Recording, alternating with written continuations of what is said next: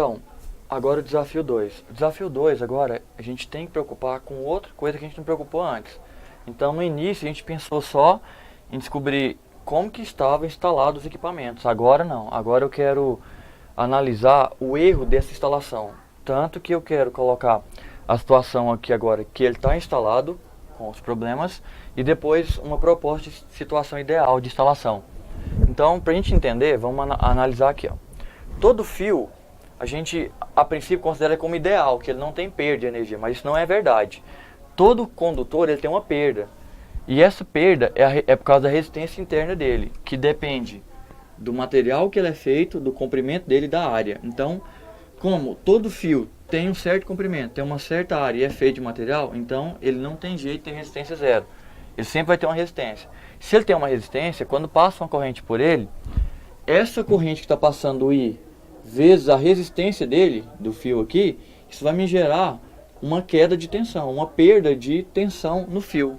Aí quando chegar na carga, não chega mais a tensão de alimentação, porque eu perdi um pouco aqui, só chega um pouco lá. Então o que eu faço na minha instalação? Eu tento fazer essa perda ser a menor possível, para que lá na minha carga chegue o maior valor possível, para ela funcionar bem. A norma, ela fala que esse valor aqui tem que ficar, não pode passar de 4% em circuito terminal. Então assim, lá da alimentação até no terminal, 7%. Da entrada até no quadro de distribuição, você pode perder então a média de 3, e do quadro de distribuição até o ponto final da carga, 4. O total da entrada lá da fora do padrão até no final não pode passar de 7, e do quadro até lá não pode passar de 4. Então você pode associar isso para o total não estourar o 7. Então aqui nessa atividade vamos adotar como 4% o máximo que a gente aceita no circuito terminal. Então bem, eu tenho a fonte de alimentação e ela quer alimentar essa carga, mas como eu uso um fio, esse fio ele vai ter uma perda, porque ele tem uma resistência. Aí eu quero analisar como que está a minha instalação. Então, aqui estão as equações que vai nos ajudar. Aí a gente vai para a tabela, vai ficar mais fácil para vocês entenderem. Mas só fazendo um resumo geral delas, essa primeira aqui é a equação que calcula a resistência do equipamento. A resistência do equipamento, como também a do fio, é uma grandeza puramente física, que ela não muda de valor de acordo com o circuito. Ela é aquele valor e acabou, nunca mais muda. A não ser que o fabricante vá lá e muda a forma de fabricar o componente. Porque ela depende de características físicas, não característica elétrica. Então, quando eu vou calcular ela, eu uso os valores nominais do fabricante. Então esse U aqui é a tensão que o fabricante vendeu o equipamento, ó, ele é de 220. E essa potência é a potência que vem empregada lá no equipamento, ó, ele é de 6.200 watts. Então, tensão nominal pela potência nominal, eu encontro a resistência do equipamento. Agora eu posso pegar esse equipamento e levar para qualquer lugar do país, instalar em qualquer fonte de tensão, que ela não muda, porque eu usei os valores nominais para calculá-la.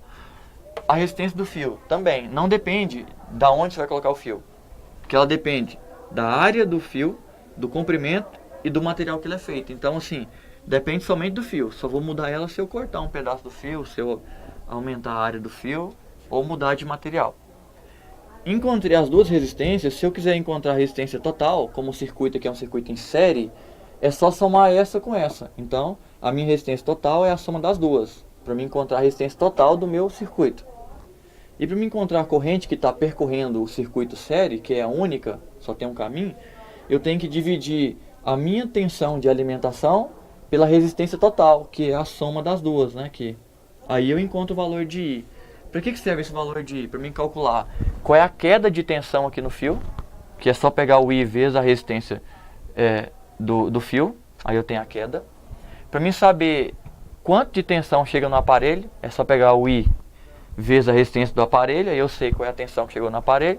Para mim saber a potência que eu estou dissipando aqui no aparelho e no fio, é só pegar a tensão, multiplicar pela corrente. No caso do aparelho, do equipamento, é a tensão do equipamento vezes a corrente I. No caso do fio, é a tensão do fio vezes a corrente I. Tá bom? Vamos para a tabela agora que a gente vai entender melhor um pouquinho.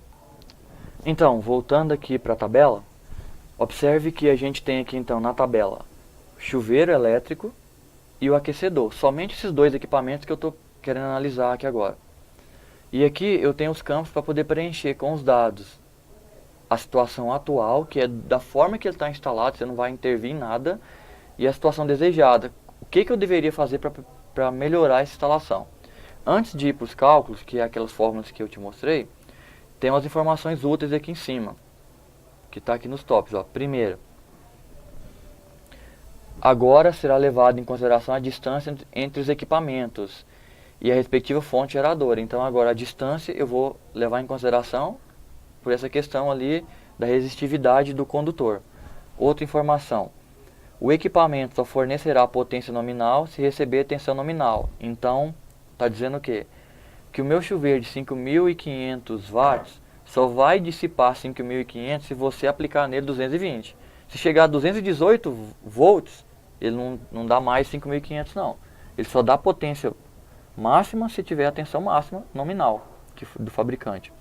Outra informação, não esqueça de que para ligar o equipamento são necessários 2 fios. A fase que vai até lá para alimentar e o que volta que é o neutro. Então eu tenho que levar em consideração o comprimento dos dois.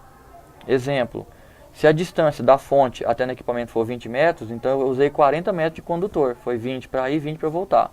E isso é o que eu vou levar em consideração na hora do cálculo. Outra informação, vamos utilizar condutor de cobre e a resistividade do cobre é esse valor aqui, ó, 0,0173, é o que é para a gente utilizar nos cálculos. Outra informação, cada condutor tem sua área já padronizada, eu não consigo comprar qualquer espessura de cabo, então vamos usar os cabos que já tem em mercado. O primeiro que a gente pode usar aqui é 1,5, porque menos de 1,5 você não usa em instalações elétricas prediais. Inclusive o de 1,5 só usa em lâmpada, mas eu coloquei ele aqui. E depois o próximo é 2,5, 4, 6, 10, 16, 25 e tem mais. Só que você vai precisar passar de 25 para esse problema. E por último, a gente vai usar a queda máxima de tensão de 4%. Pode ser qualquer valor menor que 4, não pode passar os 4. Então, exemplo, se eu tenho uma rede 220, o máximo permitido é de 8,8 volts. Se eu perdi mais de 8,8, não é aceito, eu tenho que melhorar a situação. Então, sabendo dessas informações, aí eu venho para a tabela. Aí, primeira coisa que ele pede na tabela, a tensão de alimentação do chuveiro. Qual que é a tensão de alimentação do chuveiro? Você vai lá em cima e vê na história do chuveiro aonde que ele está instalado. Vamos caçar o chuveiro aqui, olhando. Aqui o chuveiro está no gerador, e o gerador é de 220, então pronto, o chuveiro está em 220, ok, preenche isso aqui na tabela. Tensão de alimentação 220, preenche o valor aqui.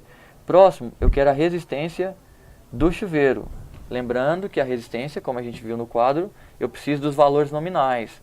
Pega o valor da tensão, da potência nominal, pega o valor da tensão nominal e faça aquele equacionamento que eu mostrei no quadro e vai encontrar a resistência. A mesma que você encontrou aqui, você vai preencher na de baixo, porque a resistência não muda, como eu disse. Resistência é uma só. Encontrei a resistência, é hora de encontrar a corrente. Mas antes da corrente, eu preciso encontrar a resistência do condutor, porque eu preciso somar as duas, como a gente viu no quadro, para poder encontrar as correntes.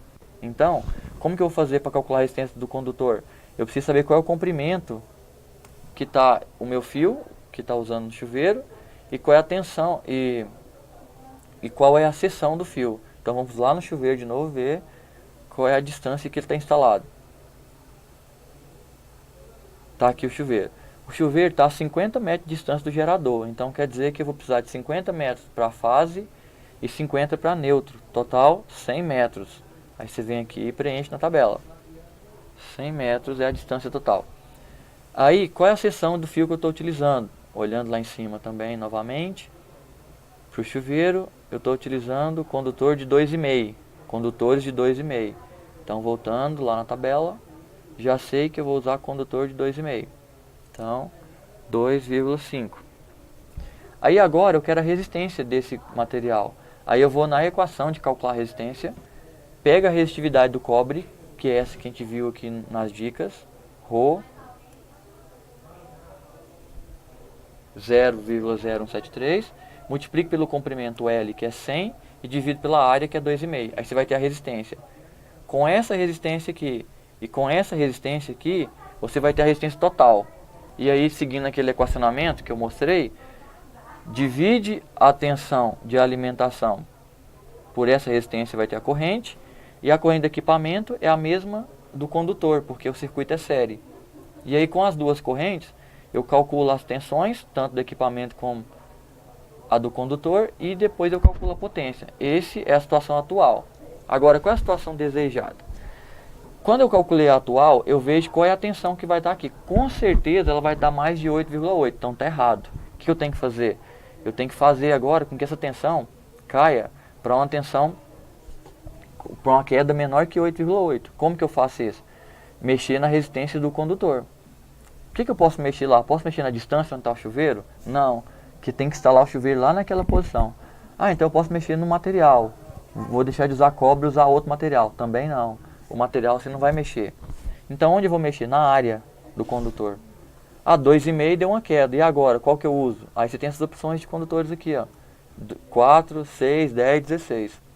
Então, se de 2,5 não deu certo, aí você pode tentar o de 4 ou de 6. Se tentou o de 4 não deu certo, o 6 ou 10 e assim vai indo.